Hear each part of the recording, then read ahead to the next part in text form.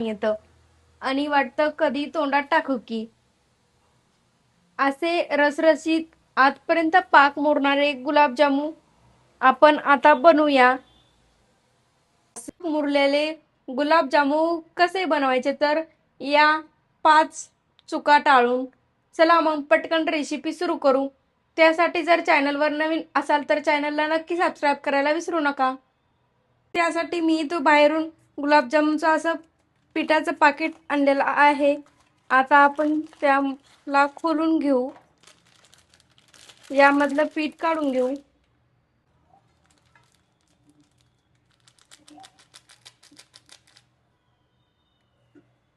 तर इथे मी 1 वाटी पीठ घेतलेलं आहे. त्यामध्ये टाकून देते चिमूटभर खायचा सोडा. यामध्ये जास्त पण टाकायचा नाही. मिक्स करून घेते आणि थोडं थोडं दूध ॲड करून हे कणिक मळून घेते.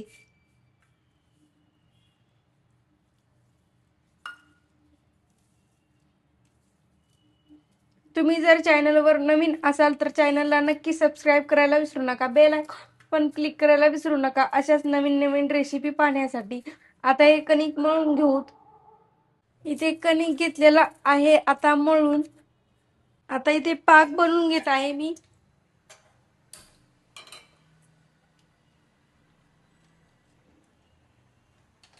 तर पातेलं ठेवून दिलेलं आहे. पातेल्यामध्ये टाकून देते 1 वाटी पाणी. 1.5 वाटी पाणी पाक बनवण्यासाठी इथे ठेवून दिलेलं आहे. आता याला उकळी येऊ देते. याला सारखं हलवत राहायचं 10 ते 15 मिनिटं. 10 ते 15 मिनिटात आपला पाक पण तयार होईल. साखर विघरेपर्यंत याला हलवून घेते थोडा वेळ.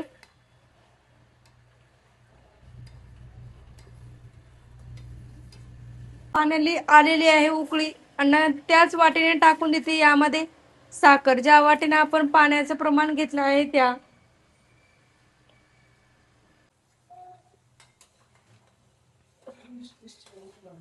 इथे पाक असा बनवायला सुरुवात झालेली आहे. आता त्यामध्ये टाकून ते मी 1 वेलायची.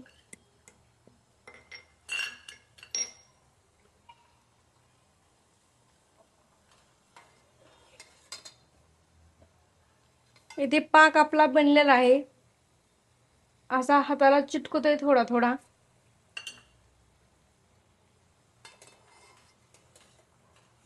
आता गॅस करून घेते बंद आणि पाक घेते खाली गॅसच्या काढून. ते 10 मिनिटं पण झाले आहेत आपल्या कणिकाला मुरून. आता घेऊ आपण थोडंसं परत मळून.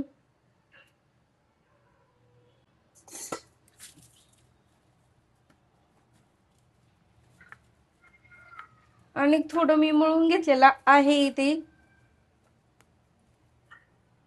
थोडंसं असं हाताला तूप लावून घेते आणि याचा असा एक गोळा तोडून घेते आणि आता बनवून घेते गुलाबजामुन. छोटाले तुमच्या आवडीप्रमाणे तुम्ही करू शकता. मी इथे छोटालेच करत आहे कारण आणि तेलात तळतळी आपले असे टम्म फुगतील गुलाबजामुन. हे पाहू शकता.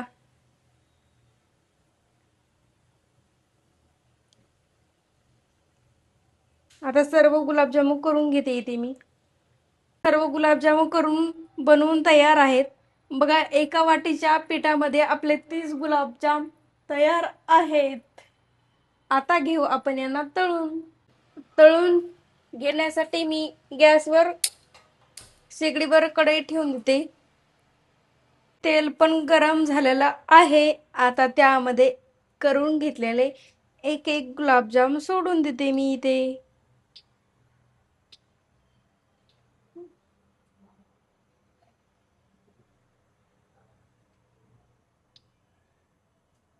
तर याला थोडंसं हलक्या हलक्या हाताने थोडंसं आलटी पलटी करून घेते आणि गुलाबजामुन हे कमी गॅसवर तळून घ्यायचे लालसर रंग येईपर्यंत.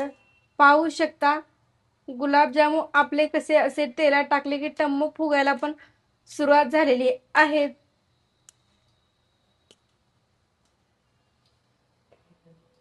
काय रंग पण आपल्या गुलाबजामुला असा सुरेख येत आहे ना. थोडेसे आणखीन लालसर होईपर्यंत मी तळून घेते. गुलाबजामुन तळलेले आहेत इथे. आता मी यांना काढून घेते.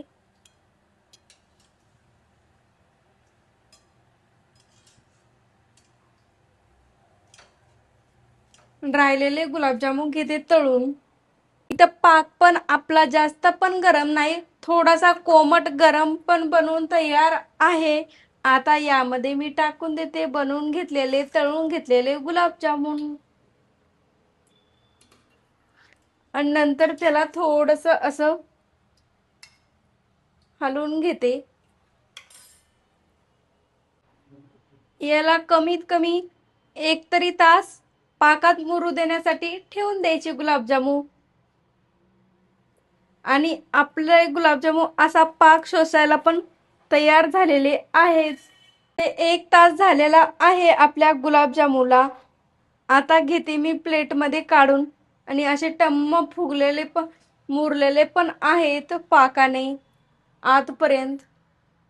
इथे असे तयार आहेत आपले रसरशीत गुलाबजामुन. पाहू शकता आतपर्यंत पण पाक मुरलेला आहे, खाण्यासाठी पण तयार आहेत.